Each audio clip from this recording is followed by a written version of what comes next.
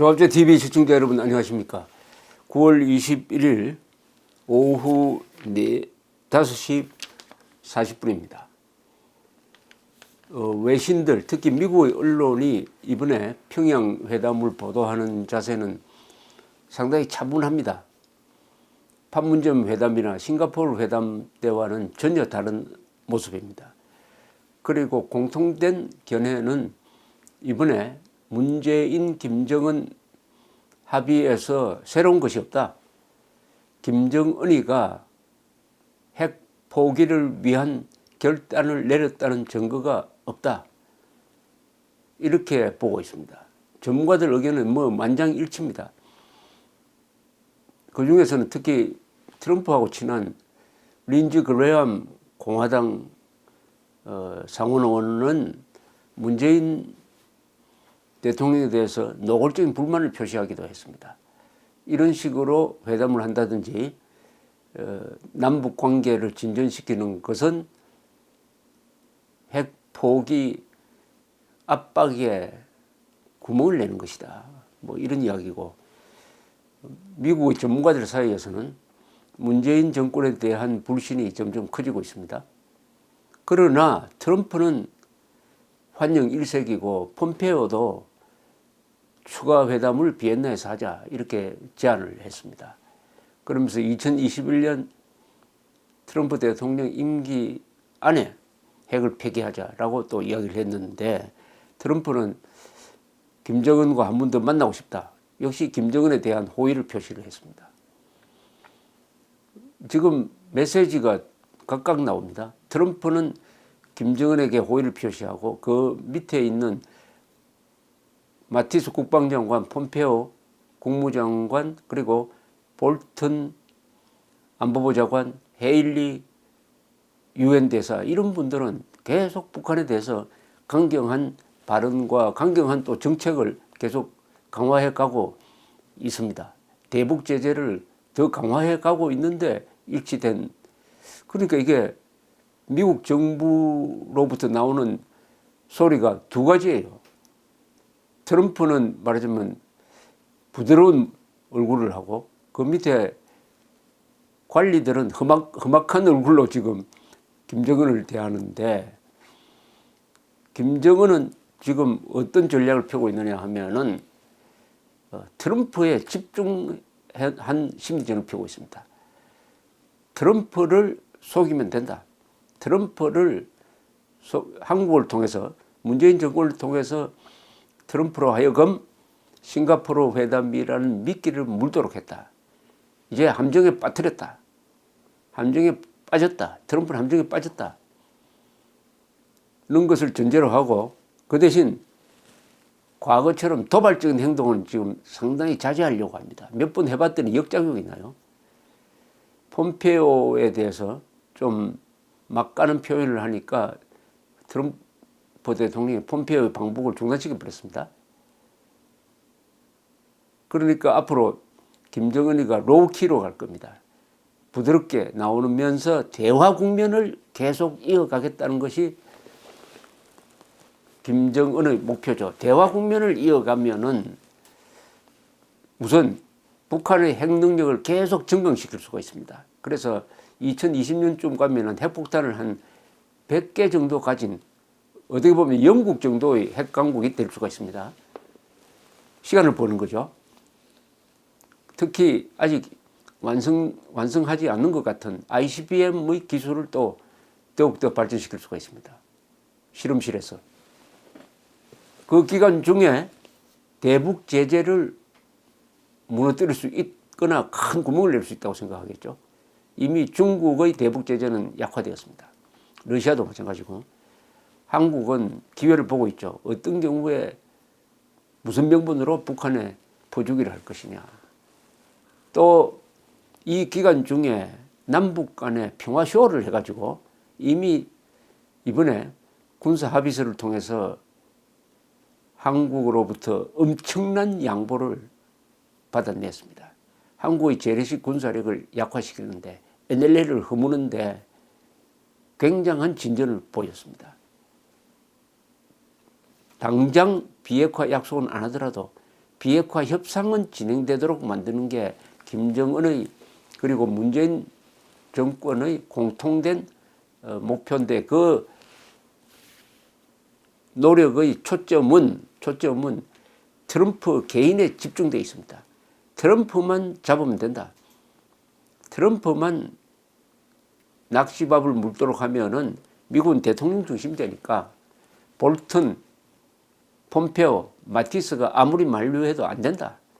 또 트럼프는 지금 선거를 앞두고 다급하다. 다급한 트럼프를 한 번 더 농락하자. 그래서 2차 회담을 한번 하자.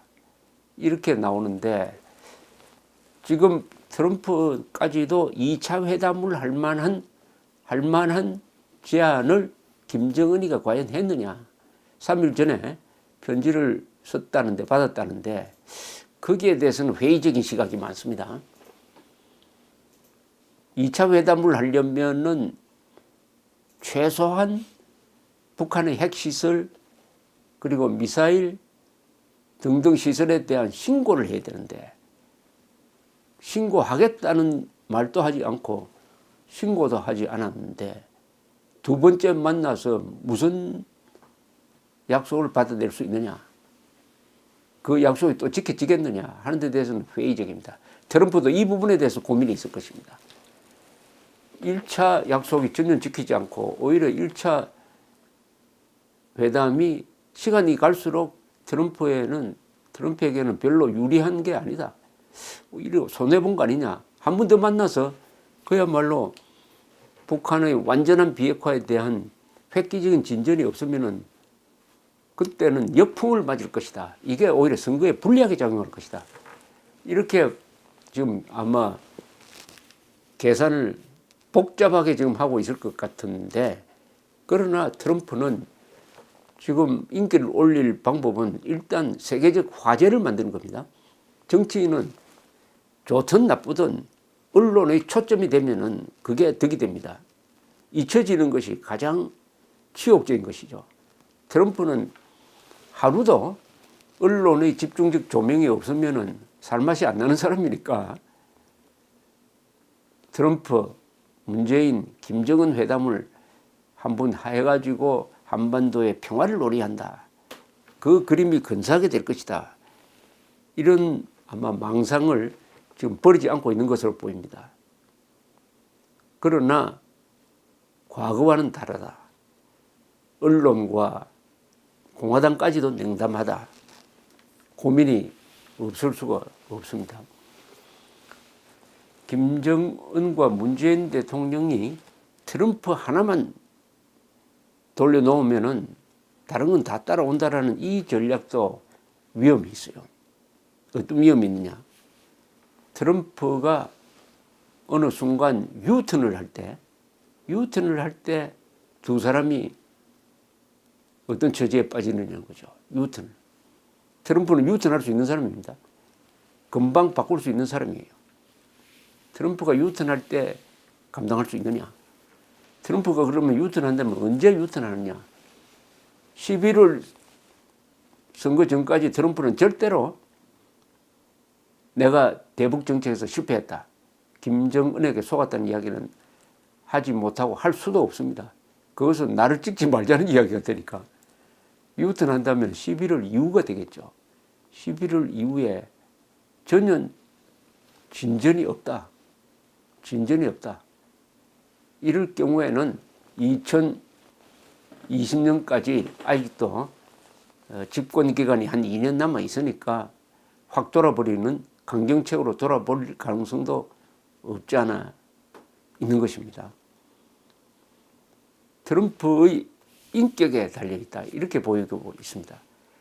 트럼프 한반도의 운명이 어떻게 보면 트럼프 한 사람에게 달려있는 것 같기도 합니다. 그러나 안보 보좌관들의 불만이 폭발할 가능성도 있습니다. 지금 뉴욕타임스에 익명으로 기고를 해가지고 트럼프 대통령의 안보 정책이 불안하다. 비판을 하는 가운데서 한 대목, 트럼프는 공사석에서 푸틴, 김정은과 같은 자를 계속 칭송한다. 이렇게 글을 썼는데 지금 누가 썼는지 아직 발각된 게 없습니다. 자진신고도 하지 않고. 트럼프는 안보 부분에 종사하는 사람이 저런 배신을 했다라고 믿는다고 합니다. 안보에 종사하는 사람이 배신했다는 것은 무슨 뜻이냐? 뉴욕타임스 익명기고가 글을 보고 있으면은 트럼프 대통령의 경제정책은 잘했다고 칭찬을 합니다. 그러나 안보는 잘못 다루고 있다. 특히 독재자에 잘 속고 있다. 그러면서 우방국을 희생시키고 있다. 이런 걸로 봐서 한때 펜스 부통령, 볼턴까지도 그 범인으로 지목을 받았습니다. 그건 뭐냐 하면은 안보부서에서 트럼프의 이 위험한 대북 정책에 대한 견제가 지금 견제가 상당히 들어가고 있다. 그것을 트럼프도 이해하고 있다. 이렇게 보여집니다. 우리로서는 트럼프가 김정은의 미끼를 물지 않아야 된다. 트럼프가 제정신으로 빨리 돌아와야 된다. 이렇게 바라고 있습니다만은 그 전에 우리 대한민국 국민들이 들고 일어나가지고 위험천만한 문재인 정권의 대북 정책과 최근에 있었던 거의 항복문서 수준의 군사합의서 문제를 따지는 이런 여론을 일으킬 때 그때 오히려 트럼프가 김정은에 대해서도 맨정신을 차리게 될 것이라고 생각을 합니다. 그런 역할을 해 주실 수 있는 분이 저희 방송을 많이 경청하시는 미국의 재미동포들입니다. 미국의 재미동포들이 백악관으로 국무성으로 전화하고 글을 보내고 해가지고 2번 속으면은 트럼프가 이번에도 김정은을 만나서 또 한반도의 상황을 악화시키고 핵 문제 해결을 더 멀리 가도록 만든다면은 11월 선거 때 우리 재미 동포들은 트럼프를 찍지 않겠다 하는 신문 광고도 내고 편지도 쓰고 글도 쓰고 데모도 하는 게 대한민국을 구하는 길이라고 생각을 합니다. 추석을 맞아서 해외 동포 여러분들도 즐거운 시간을 보내시기 바랍니다. 감사합니다.